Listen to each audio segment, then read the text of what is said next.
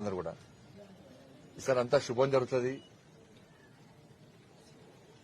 ఆదాయాలు పెరుగుతాయి, ఒక మంచి వాతావరణం, మంచి సమాజ నిర్మాణం జరుగుతుందని చెప్పి ఇవాళ పంచాంగవేత్తలు అందరూ కూడా చెప్తా ఉన్నారు.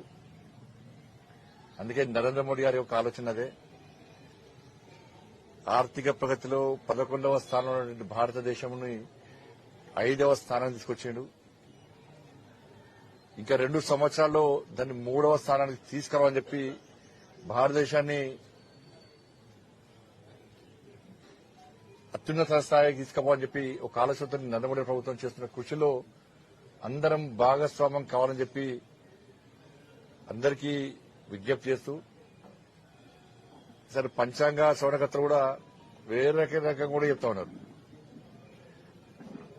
ఈ సంవత్సరం దొంగతనాలు ఎక్కువైతాయని, దాంతోపాటు అధికారులు, రాజకీయ నాయకులు అవినీతి అక్రమాలకు పాల్పడతారని చెప్పి వాళ్ళ పంచాంగవేత్తలు చెప్తా ఉన్నారు. ఆదాయం పెరుగుతుందని చెప్పి చెప్పడానికి కూడా నరేంద్ర మోడీ ఆలోచన కరెక్ట్. కానీ అవినీతి అనేది మాత్రం ఈ సంవత్సరం కాలంగా కాంగ్రెస్ పార్టీ పాలన చూస్తే ఏర్పడతా ఉన్నది. కాంగ్రెస్ పార్టీకి అవినీతి